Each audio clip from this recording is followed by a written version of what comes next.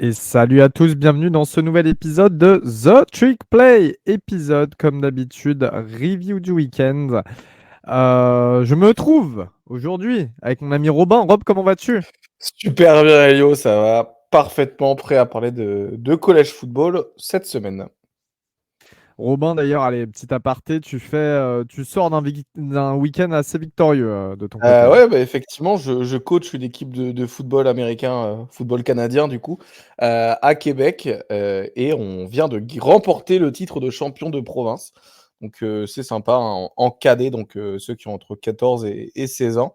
Ça fait toujours plaisir de voir que le travail se confirme. C'était un match où on a battu d'équipes qui avaient que des cupcakes dans l'année.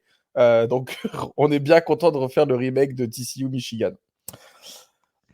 T'as bien envoyé ça, même si je t'aurais plus qualifié de nouveau Dan Lanning du côté du Québec. Ah oui, t'inquiète pas, je vais changer ma bio. Gus, comment vas-tu? Salut Elio, salut Robin. Très bien, très bien, très bien. Moi aussi, ça a été un week-end victorieux. Bon, je vais pas vous parler des méandres de la régionale 2 au rugby, mais victoire ce week-end à Athis-Mont. Tu sais, Athis-Mont, c'est le coin où t'adores aller, Elio, à côté d'Orly, Ouais, pour aller au tacos là-bas, en effet, ouais, j'y vais au souvent. tacos, ouais. Et manger Ouais, ouais, et manger un tiramisu Kinder Bueno. voilà. On fait un bisou à tous nos amis du 91. Ou je sais plus, ouais, si c'est côté 91, Autisme, c'est pas 94. Très bien, très bien. On démarre cette week 11 de college football avec évidemment le match à l'affiche déjà du premier slate hein, qui démarrait à midi heure US ce samedi. On était combien samedi 11 novembre? Oui, bah oui. Jour de l'armistice et Veterans Day aux États-Unis. Donc, week-end très, très important du côté du pays phare dont on parle en ce moment. Michigan qui affrontait Penn State du côté de Penn State. Match évidemment ô combien important pour la course à la Big Ten. Match également très important pour ces deux équipes qui ont beaucoup approuvé. Alors Michigan qui se retrouve dans une situation assez délicate vis-à-vis de la conférence, Gus. Oui, parce que Jim Harbaugh n'était pas sur le banc ni même dans le stade pour coacher ses Wolverines.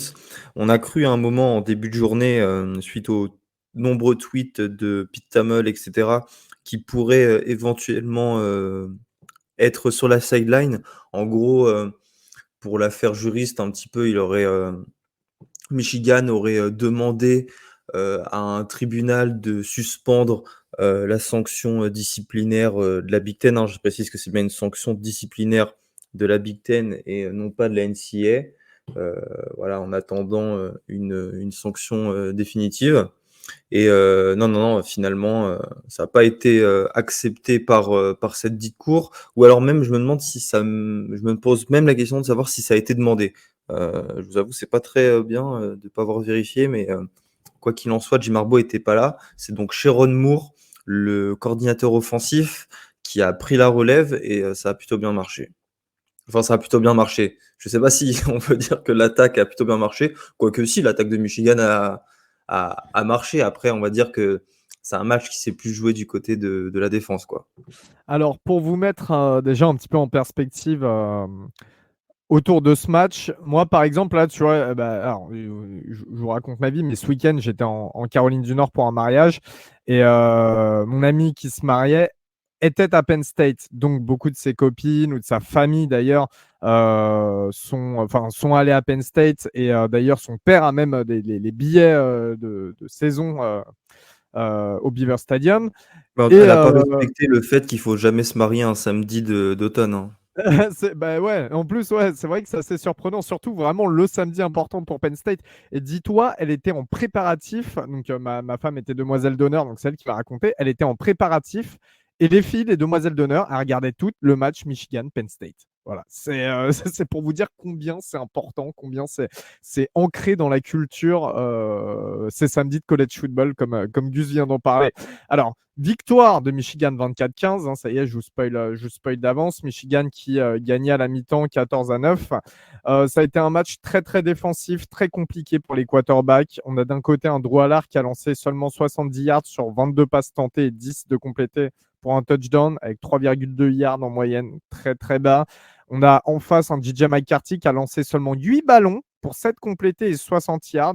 Rien du tout au niveau de la fiche de score. Et tu sais quand sa dernière passe a été lancée du match? Non. C'est au début du troisième quart-temps, il me semble. Non, à la moitié du deuxième quart-temps. Ouais, c'est ça. Et en deuxième mi-temps, il y a aucune passe Aucune complétée passe en deuxième mi-temps. Ouais. pour Michigan. Ah, en effet, ouais, parce que ça a joué qu'à la course du côté de Michigan. 230 yards à la course, avec notamment la paire Blake Corum de Novan Edwards. Corum qui a couru pour 145 yards et 2 touchdowns, Edwards un touchdown. En face, on sait que la course avec Singleton et Allen était aussi la grosse force. 164 yards en tout. Mais finalement, le seul marqueur à la course, c'est Drew Allard. Voilà. Donc, Drew Allard qui a lancé un touchdown et qui a couru pour un autre. Ça a été très, très pauvre en attaque ce match pour Penn State, qui a fini par virer son offensive coordinateur Mike Yurcich, qui était là depuis 3 ans, l'ancien offensive coordinateur de Texas et QB coach d'Ohio State. Messieurs, vous, quelle leçon vous en tirez là un petit peu de ce match? On a l'impression que c'était un peu poussif, mais finalement, c'était un match de Big Ten, quoi. Robin, moi j'ai pas de choses intéressantes à dire, enfin hormis de ce que toi tu vas dire. Ouais, bah, en fait, moi, je pense qu'il y a plusieurs choses qui rentrent en compte pour ce match. La première, je dirais qu'on peut le dire, hein, le calendrier cupcake de Michigan, il est terminé. Ils sont enfin rentrés dans une bonne dynamique. Enfin, dans une bonne dynamique avec des adversaires qui sont cette fois-ci au niveau, hein, puisque Penn State, c'est quand même une très belle équipe. Ils ont un stretch un peu plus compliqué là. Il me semble qu'ils vont à Maryland et ensuite qu'ils vont à Ohio State pour The Ils Game. reçoivent, ouais. D'ailleurs, ouais, je serai au match face à Michigan ce week-end. Du coup, tu vas pouvoir insulter Jim Harbaugh. Ah non, tu pourras pas, effectivement. Non, c'est dommage. Mais Tu bon, pourras pas, vu le c'est blowout assez. qu'on va se prendre, à mon avis, voilà. Ouais, je Je vais le suis faire. d'accord avec toi, mais globalement, on peut dire que voilà, Michigan, ils ont le calendrier un peu facile jusqu'à là, mais pour l'instant, ils prouvent que bah, quand ça devient dur, ils arrivent à gagner le match. Je suis pas très. Comment expliquer ça j'ai pas envie de tirer sur l'ambulance, mais il faut cette fois-ci refermer le dossier James Franklin. Hein. James Franklin, quand il a aucune victoire contre des équipes du top 10, il me semble. Hein. Et dans tous les gros matchs, ça choke comme Ouais. jamais du côté de James Et Franklin. il a 4 victoires et 16 défaites face à Ohio State et Michigan en cumulé. Ouais, bon, Et, tu vois, c'est un problème. C'est et un tu sais, problème. Rob, je trouve intéressant ce que tu dis parce que, en fait, quand j'ai vu qu'ils avaient évincé Mac Yurcich, Bah, c'était pour moi, James Franklin était dedans aussi, tu vois. bah ouais, en fait, Après, pour leur moi, ba- c'est plus James Franklin qui a le gros contrat, qui est très bon recruteur, qui quand même réussit à maintenir Penn State à flot et à un gros niveau. Ouais, bah, en fait, Mais en Penn même State, temps, tous les un ans, petit c'est peu 9 l'arbre qui victoires et cache 3 la forêt. défaites. Mais ça va pas plus haut, quoi. C'est ça. C'est C'est ça. Et c'est la statistique intéressante, c'est que James Franklin, il a fait 9 victoires, 3 défaites avec la fameuse équipe de Vanderbilt, hein, que tout le monde connaît pour être un peu le trou du cul de la SEC. Euh, James Franklin fait 9 victoires, 3 défaites avec Vanderbilt. Et son meilleur total avec Penn State, qui est une powerhouse, c'est 10 victoires. 10 victoires, 4 défaites, je crois. C'est quand même assez catastrophique de se dire qu'il y a un moment, en fait, il fait pas mieux avec un meilleur rooster, il fait égal. En fait, il progresse pas, son rooster progresse pas et ça gagne pas de match important. non, surtout pour cette année où on voyait que Penn State avait une meilleure équipe et Ouais, je dirais même plus jusqu'au match face à Ohio State, ça avait été plutôt convaincant. Enfin, la ouais, victoire à domicile 31-0 face à Iowa avait été une très belle victoire face à cette défense des Hawkeyes et ouais, ce que tu dis, bah, c'est ça, tu arrives toujours pas à gagner face aux gros et je pense que ça peut, comme tu dis, ça peut remettre en cause son poste, mais tu vois, ce qui caractérise encore plus moi, je trouve ce qui m'a choqué sur ce match à titre personnel, c'est, cette agressivité au mauvais moment, dans le play oui, calling offensif. oui, Dès qu'il fallait, heu, allait avoir des jeux un petit peu plus osés, et bah, il appelait des vieilles courses, des trucs hyper conservateurs, alors qu'à d'autres moments où tu avais pas besoin justement d'appeler ces jeux un peu fantasques, qui te permettent de gagner plus de 10 yards, parce que faut croire que quand Drew Allard lançait, c'était plutôt restrictif. Et même, faudrait peut-être jeter un petit peu la pierre sur Drew Allard, qui a été particulièrement imprécis sur ce match-là. Oh Je oui. sais que c'est comme ses receveurs ne l'ont pas aidé, on va dire. On est d'accord avec ça. Mais ouais, il faut aussi imputer un petit peu de tout ça à Drew Allard. Et voilà, je trouve qu'il y a voilà, le play calling a été affreux en fait. Et Et Franklin, c'est un coach offensif de base. C'est un ancien quarterback. Il a eu que des postes à vocation offensive. Moi, je le disais pendant une période, alors, on peut me taxer de hater de Penn State parce qu'évidemment, c'est un peu la fac rivale de Maryland. Mais en l'occurrence, Franklin, qui d'ailleurs est passé par chez nous à l'époque, wide receiver coach, je ne l'ai jamais vu développer réellement de très bons quarterbacks du côté de Penn State. Sachant qu'il a souvent eu des quarterbacks qui avaient un certain potentiel, on va le dire. Il y a quand même pire pour recruter comme équipe, et notamment à ce poste-là. Et là, Drew Allard, cette saison, j'attendais beaucoup et finalement, je reste un petit peu sur la fin. Il y a de très beaux flashs, etc. Mais l'attaque est mal gérée. Alors oui, encore une fois, Yurcich a été évincé. C'est ce qui va être aussi intéressant de suivre, comment ça va évoluer derrière. Est-ce que ça va évoluer dans le bon sens? Mais d'un autre côté, le spectre James Franklin, pour moi, voilà. Il y avait, en fait, ce qui est un petit peu frustrant, c'est que Penn State a une équipe qui veut se mettre au niveau d'Ohio State et Michigan, qui en a clairement les moyens, mais ça y arrive jamais. Et là, on voyait qu'il y avait quand même de la place dans ce match. Et finalement, bah non. Michigan a fait le boulot qu'il fallait faire. Ils ont été bons en défense au bon moment. En attaque, du côté de Penn State, c'était mal réglé. Et ça s'est jamais réellement réglé tout au long du match. Alors que voilà, il y avait l'occasion avec un bon quarterback, avec un top duo de running back. C'était deux top duos de running back qui s'affrontaient sur ce match. Et il y en a un qui a eu qui a eu l'ascendant sur l'autre, tout simplement. Et puis, énorme match de Michigan, évidemment, hein. La D-line Oui, a oui, été oui. assez impressionnante. Et je pense à une action où, arrêtez-moi si j'ai une bêtise, où un defensive tackle des Wolverines, mais qui devait faire 130 kilos au moins, rattrape Kaytron Allen ou Singleton. Vous voyez l'action de quelle Ouais, est-ce ouais, ouais. C'est Oui, le oui. defensive tackle numéro 78. J'ai pas son nom malheureusement. Ouais, bah, ça Euh, montre bien un peu enfin, tout ce que l'on sait de cette D-line de Michigan qui est ultra physique et qui a été encore une fois énorme, même si Penn State a quand même couru pour 164 yards, mais quand voilà, la majorité de tes snaps de tes jeux sont destinés à la course, bah, ça fausse un petit peu le résultat. Ouais, effectivement. Messieurs, passons du côté de la SEC avec Ole Miss qui s'est fait détruire par Georgia du côté d'Athens, 52-17. Bon, il n'y a pas grand-chose à retenir sur ce match, si ce n'est qu'encore une fois, Georgia sort quand même une prestation de grosse classe. Autant on peut dire que les Bulldogs, cette saison, paraissaient peut-être un petit peu moins fortes que ces 2 dernières années. Autant là, c'est quand même un match qui confirme que ça reste Ça monte en l'équipe puissance, monstre. hein. Ouais, voilà, ça monte en puissance. Ça reste l'équipe monstre quand même Bah, du CFB. toute façon, tous les matchs de Georgia où c'est des gros matchs, ils ont dominé, hein, Ouais, Missouri, Kentucky. Tout le monde avait dit: «Ah, Kentucky, ça va être leur premier grand défi». moi le Résultat, premier. ils ont rien fait. Ouais. Enfin, ils ont éclaté Kentucky. Ils ont éclaté, enfin Missouri, ils ont battu Missouri. C'est vrai qu'ils ont un peu plus de mal, mais c'est une superbe équipe Missouri. Et là, on se retrouve quand même avec Ole Miss qui est top 10 du pays. Si je me trompe pas, ils étaient 9e ou 10e au college football ranking.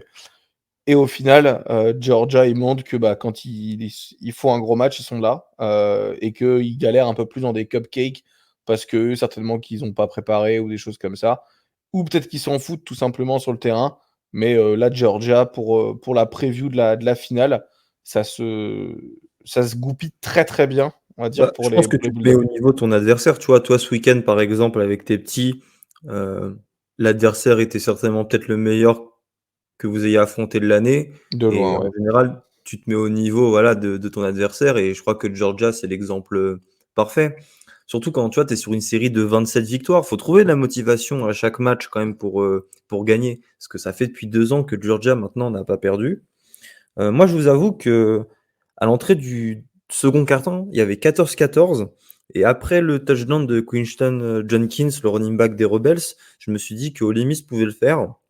Mais tout de suite, quoi, bah, on est passé à 45-14 dans le quatrième quart-temps, avec notamment un touchdown de Brock Bowers qui faisait son retour d'ailleurs de sa blessure. Il est revenu particulièrement vite. Voilà.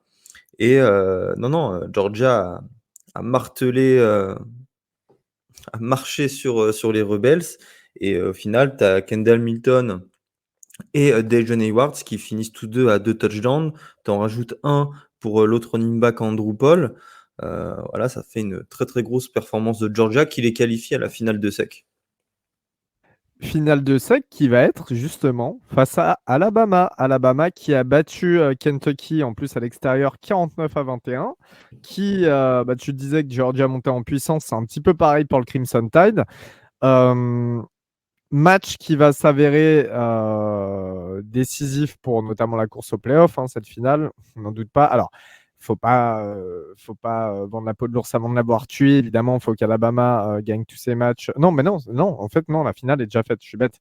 Oui, la finale est déjà faite, c'est pour Oui, les mais ouais. pour la course au playoff, il T'as faudrait des- pas qu'Alabama perde. Ouais. Ouais, t'as des équipes qui ont un petit peu de choc en ce début de saison, on sait.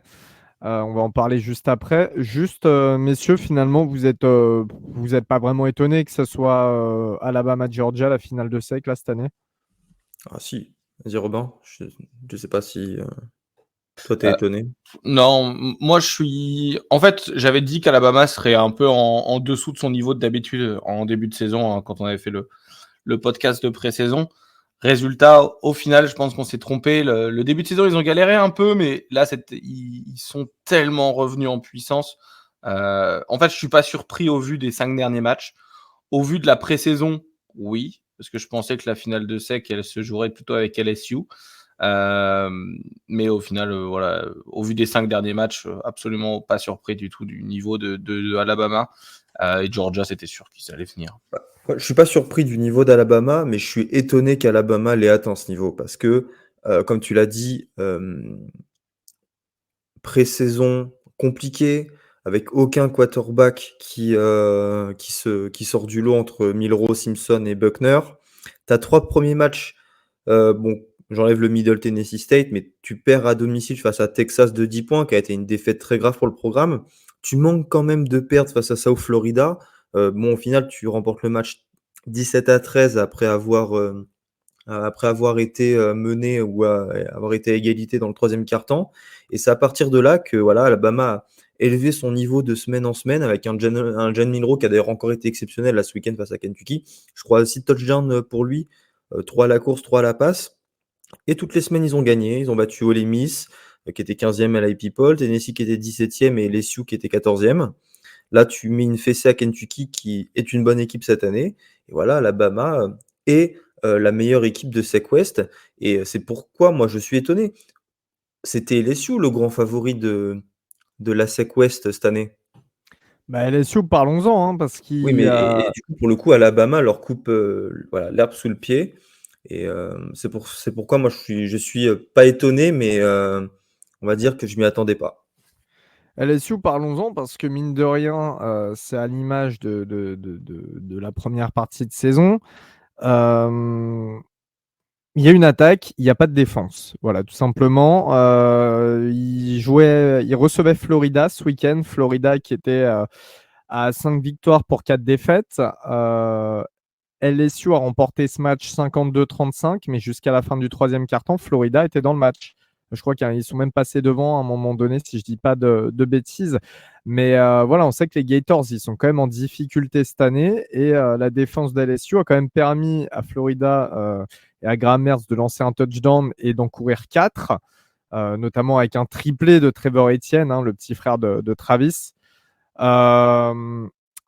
Et en face, on a eu un LSU, comme d'habitude, des grands soirs en attaque, avec un Jaden Daniels qui a lancé 3 touchdowns pour 372 yards et qui a couru pour 235 yards et 2 touchdowns. Cette année, Daniels, on va en reparler juste après, mais il a 3200 yards, 30 touchdowns, 4 interceptions, 1000 yards à la course et 8 touchdowns. Euh, est-ce qu'il y a quand même beaucoup de frustration là au niveau des Tigers, j'ai envie de dire, même le fait qu'ils aient failli encore choke, enfin pas de choke, mais qu'ils aient failli perdre face à Florida, quand même, ça amène beaucoup de questions sur la saison, l'équipe de Brian Kelly. Qu'est-ce que vous en dites? Ouais, peut-être que Gus pourra mieux parler de Brian Kelly, mais là, moi je suis Moi, mon avis n'est déçu. pas pertinent parce que, le problème, c'est que je le juge à travers ce que j'ai vu à Notre-Dame. Donc, je te laisse la parole, Robin. Bah après, cela dit, ce qu'on voit à LSU, est-ce que tu peux pas faire un parallèle? Je sais pas, est-ce qu'il y a des choses À concordantes Notre-Dame, ils avaient justement? toujours des défenses qualitatives, hein, Non, mais moi, je pense que. Ah oui, oui, après, je pense. Comment expliquer? Il y a eu des années où on a eu des mauvaises défenses, mais d'une manière générale, tu as raison, on a eu des grosses défenses. Après, Brian Kelly était un coach offensif. Non, le truc, on savait que ça allait arriver avec LSU, c'est que Brian Kelly gagne les matchs qu'il faut gagner et perd toujours ceux où il n'est pas favori, quoi. Enfin, ce que je veux dire, c'est que quand faut battre une équipe inférieure ou une équipe qui n'est pas favorite face à toi, il gagnait tous les matchs. C'est pas pour rien que il avait un bilan exceptionnel face aux équipes d'ACC, mais dès que le niveau s'élevait, dès qu'on est arrivé en playoff, après la finale contre Alabama, je peux pas trop lui reprocher d'avoir perdu face à Alabama en 2012. Mais voilà, dès que le niveau s'élevait, dès qu'on affrontait une meilleure équipe, et ben il perdait toujours. Et là, c'est exactement pareil avec LSU depuis 2 ans. Tu as le match face à Alabama l'an dernier qui vient me contredire, mais au final, quand tu regardes toutes les autres rencontres où LSU était dans une position, jouer un match où il était compliqué de gagner, mais où il était important de gagner, bah, LSU a perdu. Et c'est là où je retrouve ce que j'ai vu moi à Notre-Dame avec Brian Kelly. Euh, il gagnait les matchs qu'il fallait, mais il perdait ceux qu'il fallait gagner. On va Ouais, faire. Ouais, moi vas-y. je pense que le problème, il est pas tant du côté de Brian Kelly, il est peut-être plutôt du côté du defensive coordinateur. Tu sais, c'est comme Oui, si du on coach. disait: «Tiens, le problème de USC, c'est Lincoln Riley». Pas forcément, c'est le coach défensif, c'est la défense en général et c'est assez atypique, hein, pour LSU, qui on pourrait considérer comme DBU pour, la plupart, hein, ou au moins, enfin qu'ils ont sorti des joueurs qui sont incroyables au fil des années en défense, de se faire poutrer comme ça parce que, j'en plaisantais, justement avec Ryan sur la conversation du podcast, mais LSU, ils pourraient pas arrêter la défense d'Iowa pour sauver leur vie. En fait, cette année, c'est vraiment catastrophique. Il y a pas il y a y a pas y a pas à dire et c'est dommage de gâcher justement cette année incroyable en attaque par une défense si peu qualitative. On en parlera justement, bah, dans quelques minutes, mais là, c'est littéralement du gâchis pour LSU, de par le fait qu'on avait les attentes, hein, cette début d'année sur un potentiel college football playoff ou au moins une finale de SEC. Et là, on se retrouve aujourd'hui, le 13 novembre, à parler, à dire: «Bah, certes, ils sont bons en attaque, mais en défense, bah, c'est catastrophique». Du coup, ils gagnent aucun de leurs gros matchs. Si tu regardes les 3 défaites qu'ils ont, c'est Florida State, défaite. Ils ont, Ole Miss, ils perdent alors qu'ils mettent 55 points, quand même un problème. Et la troisième défaite de LSU, c'est Alabama, non? Heu, donc au final, ils perdent contre les grosses équipes, comme Gus l'a dit.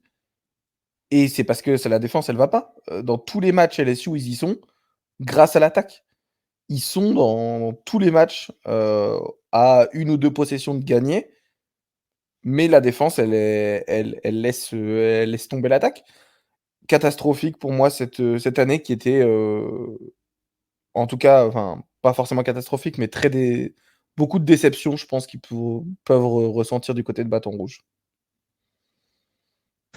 Parlons justement du côté positif à LSU, qui est Jaden Daniels. Alors, Jaden Daniels, Pour recontextualiser, pour ceux qui ne le connaissent pas, c'est un ancien transfert d'Arizona State. Il a joué dès sa saison freshman, il était titulaire du côté de l'Arizona. Beaucoup de potentiel à l'époque. Finalement, il y a eu un petit peu les soucis, il y a eu le Covid aussi entre-temps. Il a transféré à LSU. L'année dernière, c'était une saison plutôt bonne. Là, cette année, c'est une excellente saison. Je vous ai donné les stats tout à l'heure. Messieurs, on avait un débat un petit peu chez les membres de The Trick Play en privé. Est-ce que Jaden Daniels est Aceman candidate? Oui, Gus, Non, parle-nous. la question, c'est pas est-ce qu'il est S-Man candidate, c'est est-ce qu'il doit remporter le S-Man, c'est pas pareil. Bah, le Alors, problème, c'est que, Évidemment qu'il est pour candidat moi, au être S-Man. Aceman candidate, c'est potentiellement le remporter, avoir de bonnes chances de le en remporter. gros, Oui, là, mais la là, question oui, plutôt, mais c'est c'est pas est-ce la, qu'il est c'est dans pas les la 3 à New question. York? Là, est-ce que toi, tu penses Oui, que non, mais, Gus, oui, il est dans mais les dans ce 3 à cas-là, New York? oui, mais dans ce cas-là, là, on fait pas de débat, il n'y a plus de débat. Non, mais est-ce Le que, débat, parce c'est que de savoir tout à l'heure, s'il doit le gagner. Et c'est le débat dans les bouches de tout le monde. Personne ne discute sur Twitter, par exemple, le fait qu'ils doivent aller à New York. La question, c'est de savoir si c'est lui qui doit le remporter. Et je pense que c'est mieux de tourner le débat autour de cette question. ok, bah moi, je Sinon, pense il n'y que a pas oui. de débat. Moi, je pense que oui.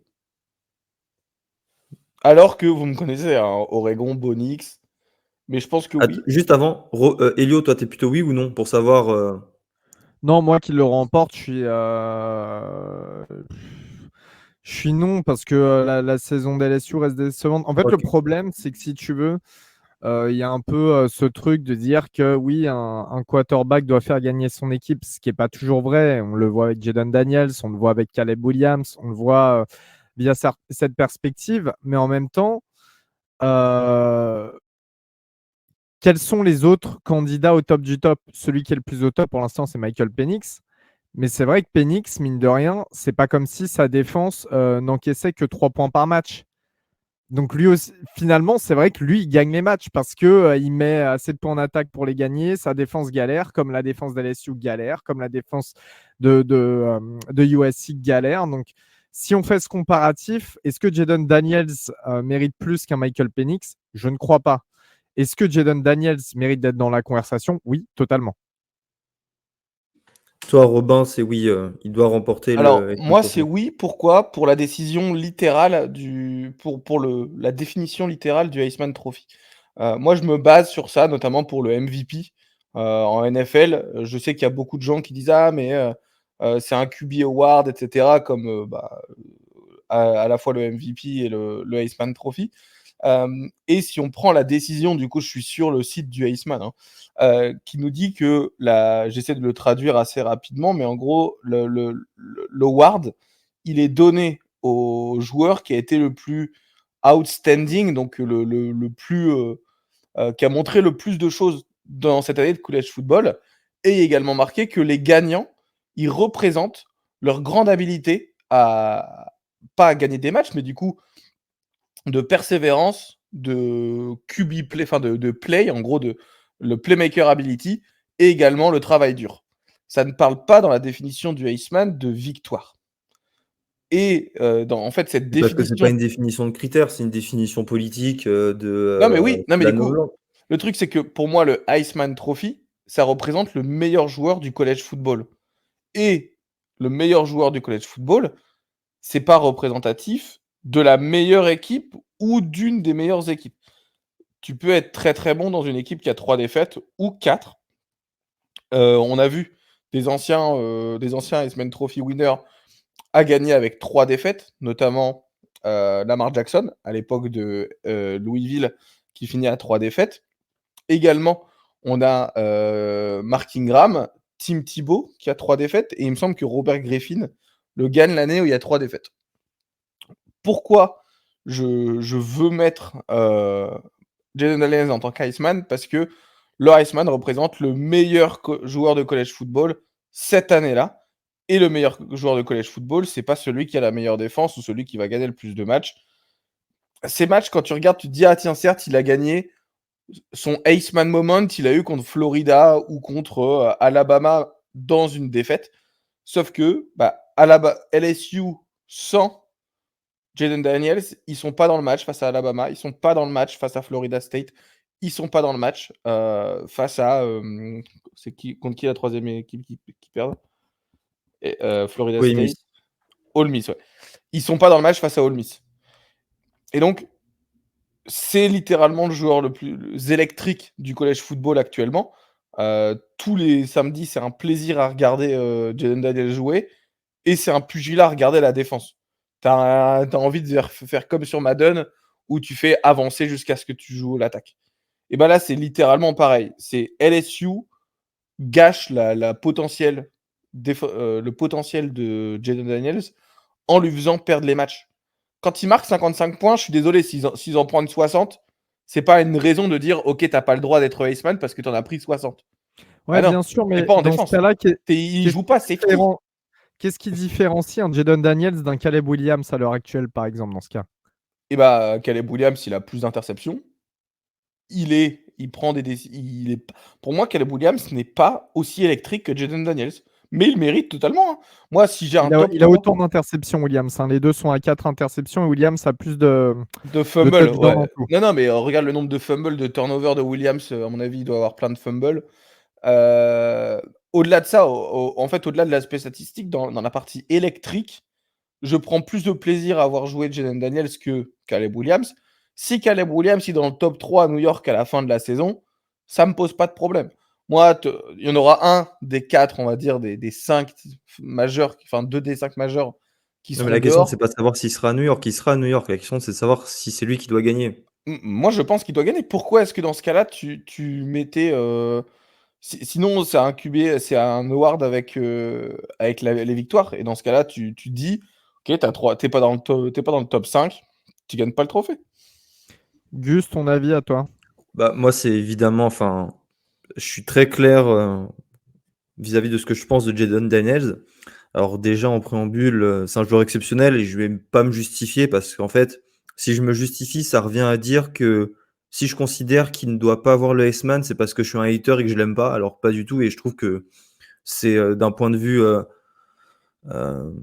de rhétorique, de débat, c'est assez catastrophique de penser comme ça. Donc je vais pas me justifier. C'est un joueur exceptionnel. De toute façon, c'est pas la question.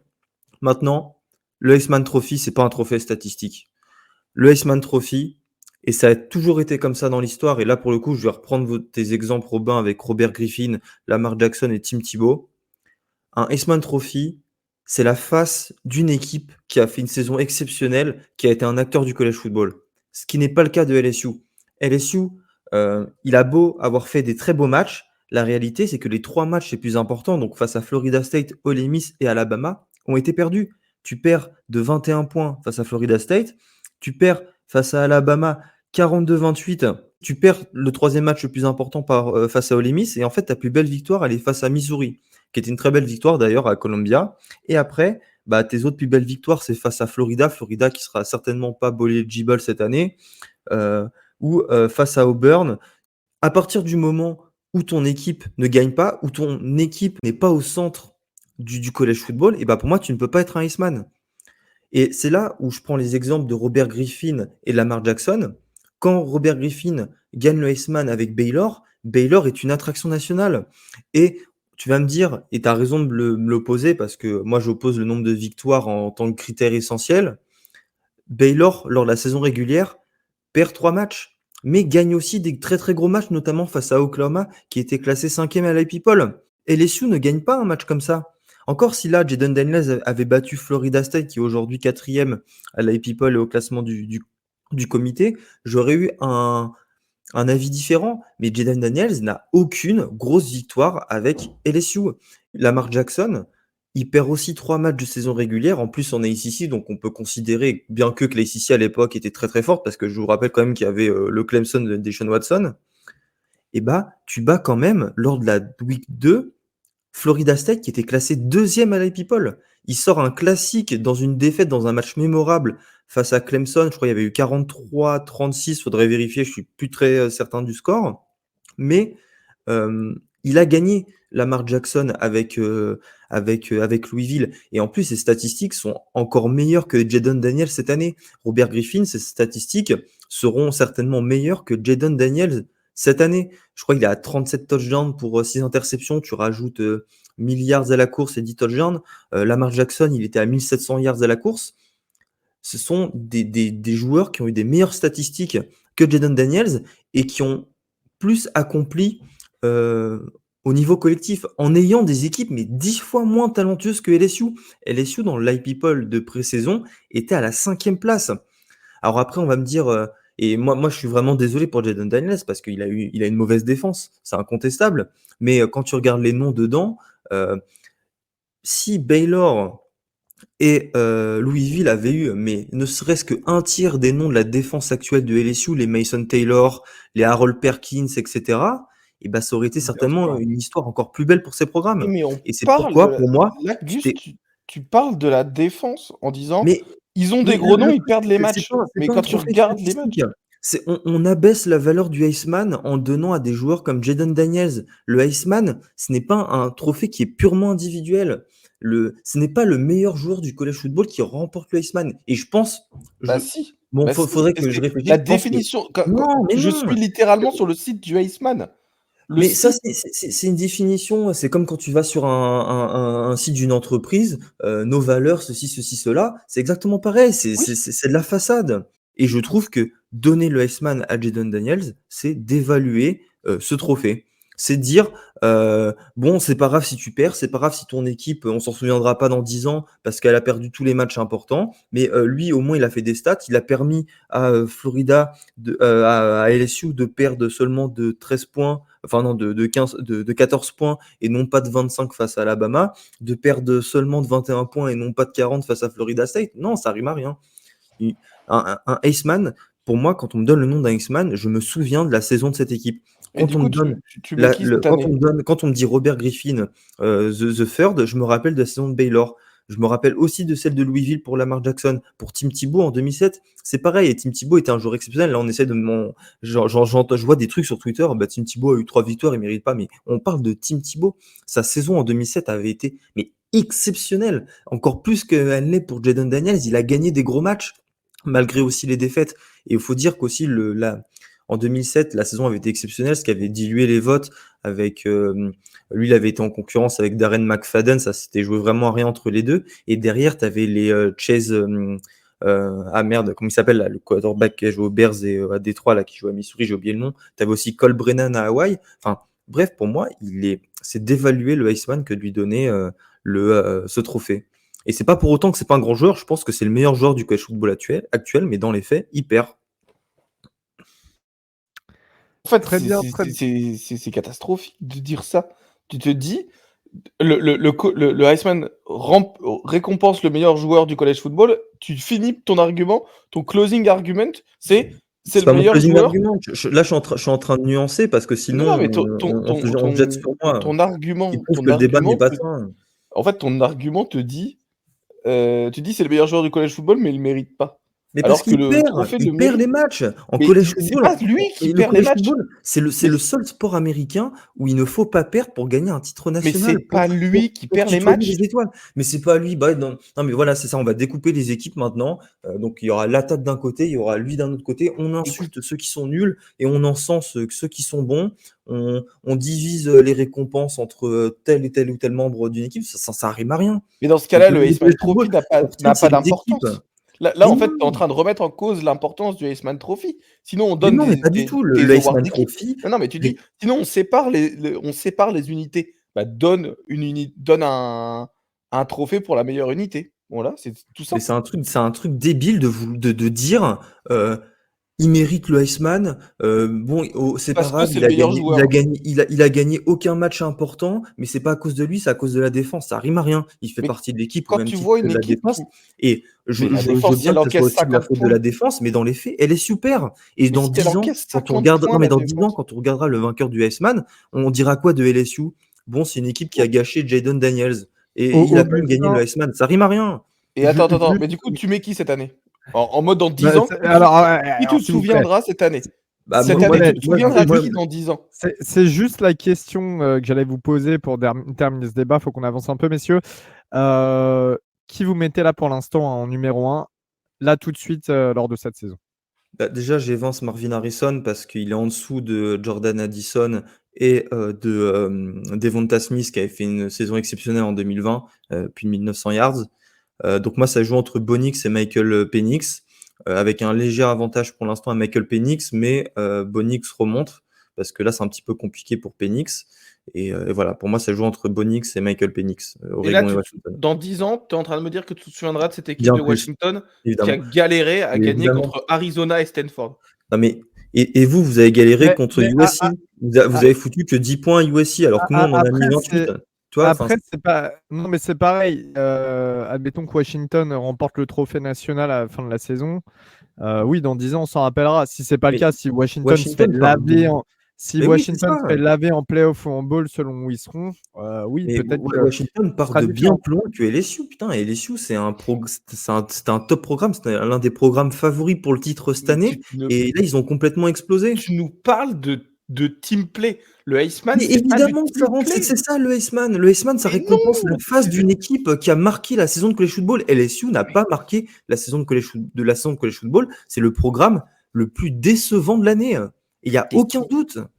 Tu peux pas c'est des donner grands matchs. le titre de meilleur joueur à la face, à la face d'une équipe qui a autant déçu que LSU.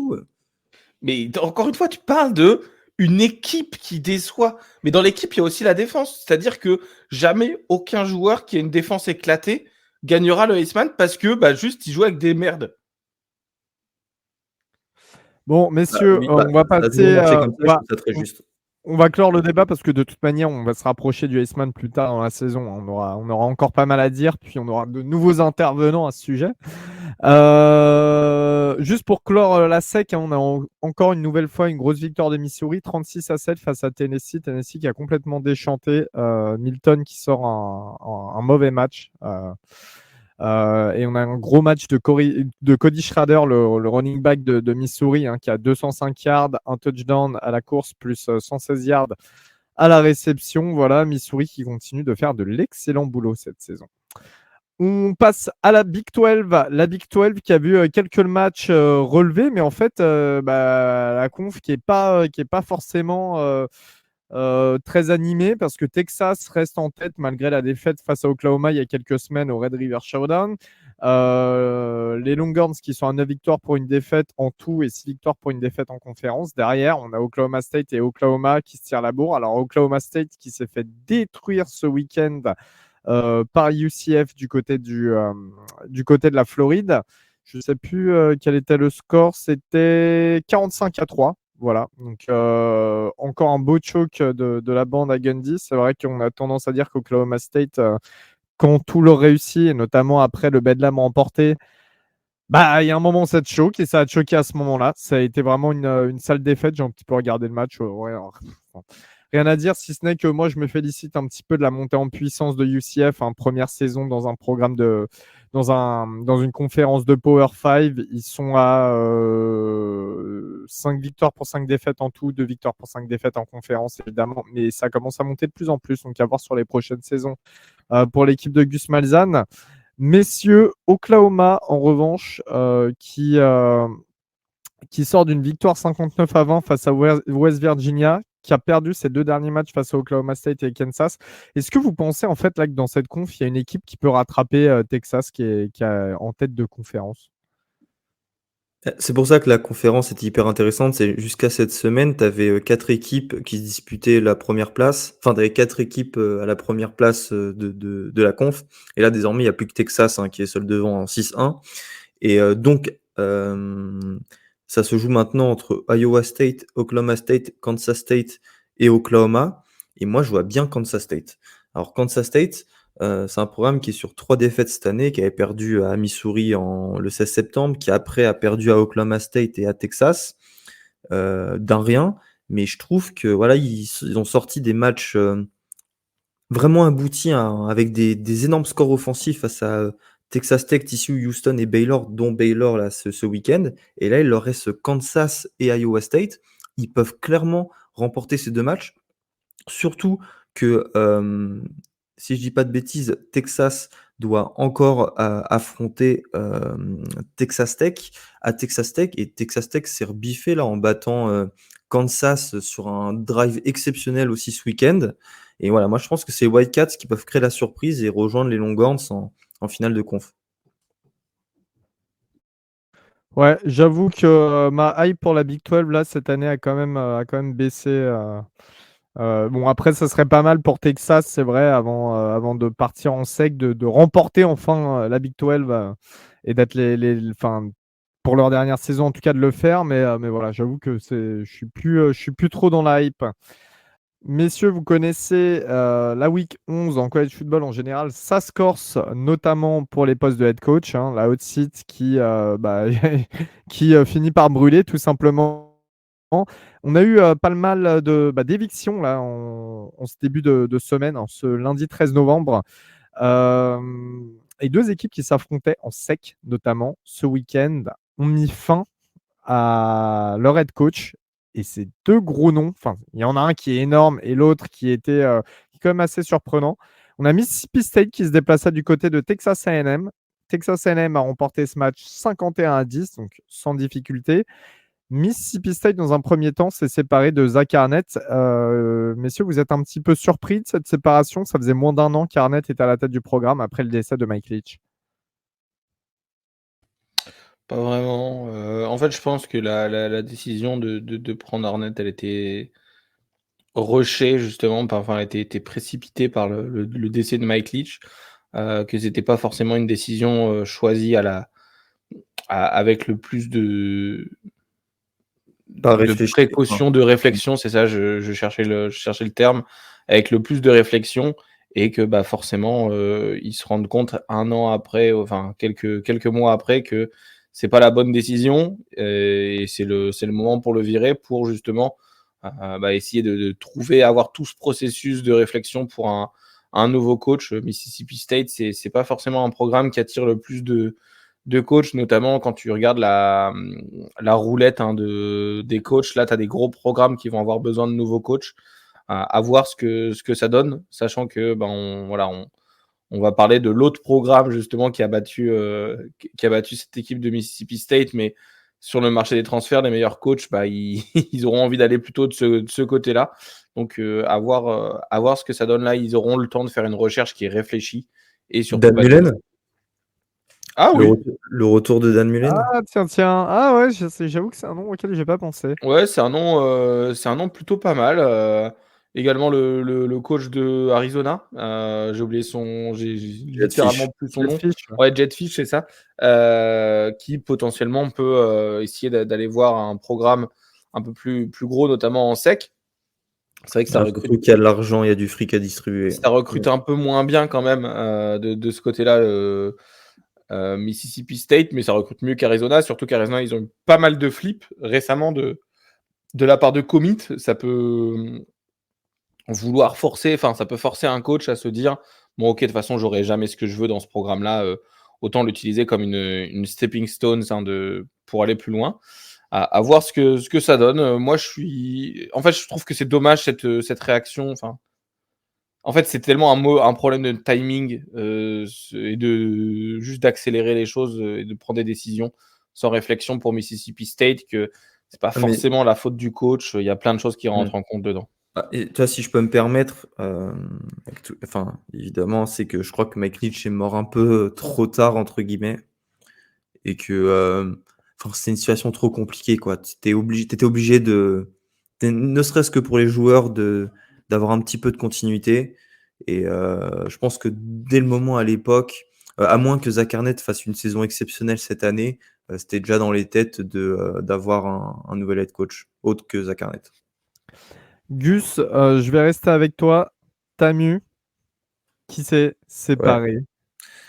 Enfin, Texas A&M s'est séparé de Jimbo Fisher. Ça a été, si, ça a été officialisé. Ouais, ouais, il y a même un communiqué qui est sorti. Alors ouais, on le savait maintenant. C'était une question de temps en fait. La question c'était de savoir si quand est-ce que Texas A&M allait faire le grand saut, parce que vous le savez tous, il a un contrat 100% garanti qui coûte une fortune. Il lui restait 8 ou 9 ans, je crois. Et enfin bref. Texas A&M va lui payer 75 millions de dollars, ce qui est le plus gros buyout de l'histoire, qui bat le record de Gus Malzahn qui était à 20 millions. Son bilan avec Texas A&M, 45 victoires pour 25 défaites, dont 7 victoires et 12 défaites sur les 19 derniers matchs. C'est à peine un meilleur bilan que Kevin Sumlin, le coach qui a été viré avant que Texas A&M embauche Jimbo Fisher. J'ai pas grand-chose à dire. Il y aura Je pense que c'est bien de virer maintenant parce que déjà, tu envoies le signal que le poste est libre. Ça, c'est toujours important et je pense qu'il y a beaucoup de coachs qui n'y sont pas insensibles. Et Texas A&M sera un programme hyper attractif parce que tu as une force de frappe financière qui est juste exceptionnelle. Le prochain coach aura un énorme salaire et des moyens colossaux, notamment en termes de NIL. On l'avait vu avec la classe 2022. Donc ça va être c'est le poste le plus important, voilà, du prochain, coaching carousel, de savoir qui ira à Texas A&M. Moi, je pense qu'ils veulent Dan Lanning, mais je pense que Dan Lanning refusera. Enfin, j'en suis quasiment sûr et pourquoi pas viser, je sais pas, un retour de Mike Elko qui fait du bon travail à Duke, on sait jamais. Et ce qui est fort avec ces programmes qui ont beaucoup d'argent et déjà ils avaient fait la surprise à l'époque avec Jimbo Fisher, bah, c'est qu'ils sont capables de retirer à d'autres gros programmes d'excellents coachs. Ça avait été le cas avec Jimbo Fisher pour le coup à Florida State qui sortait de son titre national, heu, donc quelques années après et voilà, hâte de savoir qui sera à Texas A&M. Mais Texas A&M, justement, pour moi, utilise très clairement la méthode USC, c'est-à-dire virer vite pour aller chercher gros, très gros, et essayer de garder les gros commits parce que c'est vrai qu'il y a quand même une belle classe qui s'annonce. Essayer de rester dans cette dynamique de bon recrutement aussi et d'anticiper au maximum pour le portail des transferts, donc en allant chercher un gros head coach. Je trouve que Michael Coe a une bonne idée là. Donc c'est le head coach de Duke qui était l'ancien défensif coordinateur de TAMU, qui fait un excellent travail du côté de la Caroline du Nord. Mais connaissant un petit peu les Texans, les boosters dans ce genre de programme, tout ça, à mon avis, ils vont vouloir aller chercher le gros nom. Et pour l'instant, et là, c'est mon avis à moi, le gros nom le plus simple à les récupérer et qui peut te faire tourner éventuellement un programme, ça commence par Urban, ça se termine par Meyer. Je ne sais pas ce que vous en pensez. Je pense qu'il y a trop de casseroles au cul pour en parler sérieusement. Après, peut-être que dans le Texas, ça dérange pas. Moi, je pense que ça dérangerait beaucoup de programmes, vu ses derniers stints en tant que head coach. Je trouve ça trop risqué moi. Ouais, je trouve ça risqué, ça fait longtemps. Est-ce qu'il est encore. Je pense que de plus en plus, les joueurs de college football, ils ont besoin de. Comment dire, pouvoir s'identifier avec leur coach. Un Notamment, on coach voit player un ou un players player coaches. coach. En fait, on voit bien la recette d'Ad Lanning à Oregon. Elle fonctionne bien parce que tous les joueurs, ils baillent dans le programme. Enfin, ils sont en mode, OK, on est à fond dedans et on perd pas une seconde avec du bullshit et on peut s'identifier à notre coach. Là, je pense que plus personne ne peut s'identifier à Urban Meyer à part Deshaun Watson. Donc, bon. Après, quand tu vois les noms qui sont allés en NFL, etc., grâce à lui, encore récemment, Ohio State, ça date pas d'il y a 20 ans, quand il était head coach là-bas. Pour moi, c'est une méthode qui peut toujours marcher. Alors, c'est vrai que tu as raison, Robin. Peut-être le facteur Texas fera que c'est un coach qui peut potentiellement passer là-bas parce qu'ils aiment bien un petit peu les zinzins, les machins. Enfin, c'est Ouais, peut-être moi pas, je crois 0 hein, perso. c'est peut-être pas ce qu'il y a de plus, Tu passé bizarre, mais 10 an non mais tu passé 10 années compliquées. Pourquoi tu vas prendre le risque de Mhm. perdre encore pendant 1, 2 ans, 3 ans? parce Ouais, que.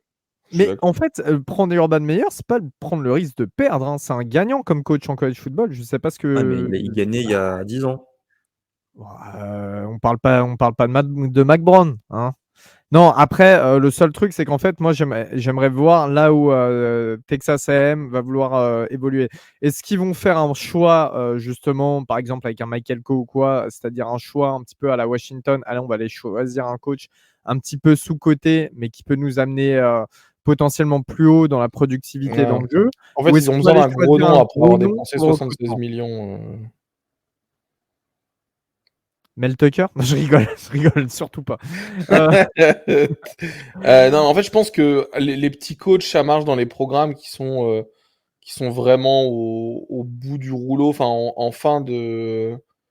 en totale reconstruction, alors que là, notamment Washington, hein, à l'époque, quand Kellen DeBoer s'en va, Arrive. euh, Ça arrive, ouais, arrive, ouais, à la pardon, place de Lake. Non, mais t'as Washington, raison. t'as raison, ils sont vraiment dans une situation totalement Différent. merdique à ce moment-là. Ouais, et du coup, c'est pour ça, je pense que déjà Texas A&M veut un gros nom pour à la fois le recrutement, mais à la fois pour plaire aux boosters. Et deuxièmement, quand Ce Gus qui est parle, 2 très bons arguments d'ailleurs, hein. ouais, quand De Gus plaire parle aux de boosters et Dan d'avoir un Lanning, moi je suis pas.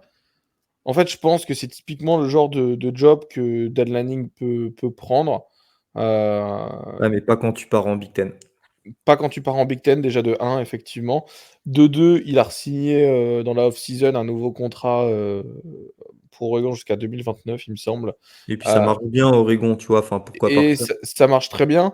Et au-delà de ça, en fait, en conférence de presse, bon, après, on en pense ce qu'on veut, mais j'ai beaucoup de retours de Dan Lanning disant que c'est un vrai gars. Et en fait, il dit moi, je suis pas là pour prendre Oregon comme une stepping stone et partir au bout de 2 ans, comme l'ont fait beaucoup de coachs. Donc, je pense que voilà, ils seront en. Il va pas faire du tout de. Il va pas changer de programme, donc je pense qu'il va refuser. Ce serait bien qu'il lâche un petit. Euh, comment dire, Quelque chose de rassurant. un petit communiqué, mais pourquoi pas, par exemple, ouais, effectivement, moi je vois plutôt Jetfish à Arizona qui fait un super travail. Ouais, ça serait risqué, mais bon, on verra. Vous êtes chaud Euh, un épisode bientôt avec tous les candidats? ouais, je suis Ouais, chaud. ouais, Peut-être Jeff Traylor de UTSA aussi, Ouais. également. Et après, tu ouais, vois, faut en parler. l'an Faut en parler. dernier, j'aurais été d'accord avec toi pour Jeff Traylor, mais là, c'est un peu compliqué UTSA cette année. Je sais pas si. Ouais, c'est pas faux. Après, Ouais. c'est vrai que nous, par exemple, le mec parfait, ça serait notre coordinateur offensif actuel.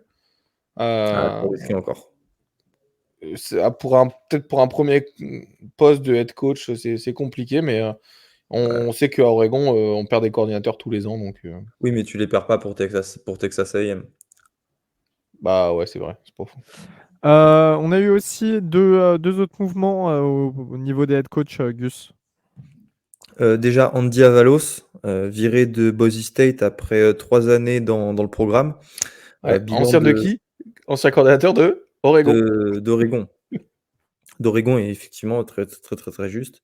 Oui, Kenny Dillingham l'an dernier, qui était le coordinateur offensif d'Oregon, avait rejoint Arizona State. Comme quoi, et Joe Moorhead, l'année précédente, avait rejoint Aquan. Et un autre gars qui a été viré à UNLV notamment. Tu vas en parler juste Marcus après. Arroyo. Donc, bref, vous aimez bien replacer dans des bons programmes du Group of Five, notamment vos coachs.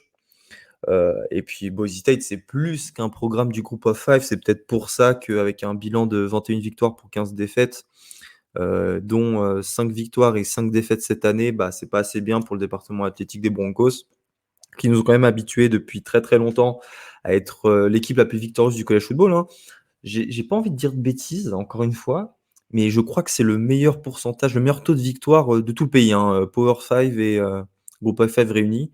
Et là, voilà, on verra qui sera de retour pour Boise State. Ça m'étonnerait qu'il rappelle Brian Arsene, qui a rejoint Auburn il y a 2 ou 3 ans. Pourquoi pas Chris Peterson, l'ancien coach de Washington, qui ferait son retour.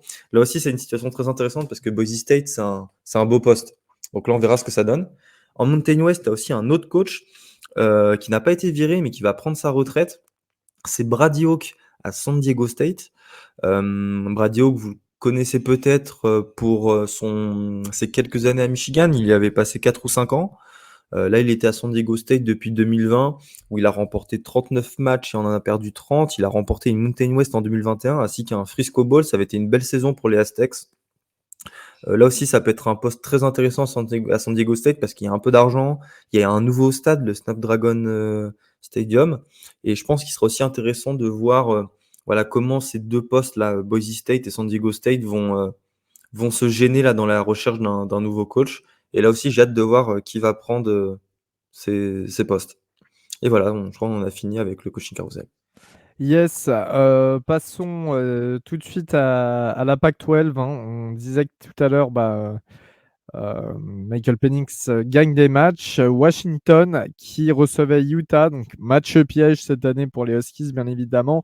Et Washington qui a galéré, un petit peu comme chaque semaine, hein. Washington qui gagne sur le fil, mais gagne d'un touchdown, 35-28, après avoir shut out l'attaque de Utah en deuxième période. Robin, tu as un petit peu suivi ce match? Ouais, bah, en fait, Utah, ça devient de plus en plus compliqué de gagner avec des joueurs vraiment qui sont blessés de partout. C'est que ça reste quand même une bonne équipe. C'est dommage de voir cette équipe de Utah justement être en galère parce que c'est une équipe qui a montré de belles choses cette année. Mais ouais, effectivement, au niveau de la physionomie du match, on est plutôt sur Washington qui redomine et qui joue, ça y est, qui recommence à jouer à son meilleur niveau après des semaines difficiles, notamment les 3 dernières semaines. Ils se remettent bien en forme pour le Pac-12 Championship Game qui arrive d'ici bientôt. Je crois qu'ils ne sont pas encore qualifiés sûrs parce que s'ils perdent 2 défaites, ils ne seront pas dedans. Mais bon, on peut dire qu'ils sont presque en finale. Moi, je vais plutôt parler de Michael Penix qui retrouve sa forme justement qui avait perdu sur les deux derniers matchs. Je pense il était un peu blessé et là il retourne en santé et ça lui fait pas plus de mal. Enfin, ça arrive, la bonne santé arrive au bon moment pour lui. Donc c'est sympa et encore une fois un programme à suivre hein, évidemment pour le reste de la semaine. Dommage pour fin de la saison et dommage pour Utah qui finit qui a du mal sur le dernier stretch. Puis je pense que Washington s'est fait très très peur, hein. Je vous laisse parler des 2 erreurs. Ouais, bah la première, c'est la Utah. En gros, ils ont fait une Utah à Utah.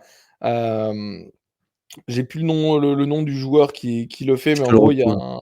un linebacker qui fait un pick six, du coup, une interception, et qui drop la balle. C'est non pas quelques centimètres avant la ligne, hein, comme c'était arrivé à Utah. Il drop la balle au moins 2 yards avant la ligne d'en but, ce qui fait que c'est pas un touchdown. Et sur un pick six de 80 yards, hein. C'est pas le Ouais, petit pick six. c'était un gros pick six. Justement, voilà, il continue pas, il continue pas son mouvement. Il va pas jusque dans la end zone. Résultat, Utah reprend la balle, mais le jeu d'après, bon, ils prennent un safety. Bah, Ce qui Utah reprend la balle parce que un lineman avait suivi l'action et s'est couché sur le ballon. Ouais, parce qu'en fait, justement, il y avait pas eu de coup de sifflet, donc ils ont été, plutôt intelligents de laisser tourner. On sait qu'il y a des arbitres qui auraient sifflé. Mais là, c'était Attends, sympa parce qu'ils ont fait une t'es en Utah train contre d'enfoncer Utah. J'ai plus le nom du gars qui avait fait ça contre Kaelin Clay en ouais, 2014. Kelly C'était Hinckley en 2014 contre Oregon. ouais. Et c'est marrant parce que je regardais ce match et là, encore une fois, je regardais aussi ce match-là en direct. Donc c'était intéressant de voir les deux en action, on va dire. Et c'était Utah contre Utah, sauf que Utah, ils s'étaient pris un touchdown suite à ça, puisque tout le monde s'était dormi dessus. Et donc, ils Et ont puis pas. après, Washington a aussi eu un field goal qui a été bloqué. Enfin Ouais, bref, t'as l'impression qu'ils voulaient pas gagner, quoi. ouais, effectivement, il y a beaucoup de. Je pense que Washington, ils ont un peu galéré, notamment grâce à cause de leur défense. Utah, ils ont bien tenu, notamment Utah, ils ont encore marqué Sione Vakai, on en parle souvent hein, de joueurs maintenant dans les podcasts depuis qu'il fait ses bonnes sorties. Mais le safety de Utah, qui est également running back, qui a encore marqué deux super touchdowns, il me semble, au moins un sûr. Le deuxième, je crois qu'il arrive pas trop loin, mais c'est un autre gars qui le marque.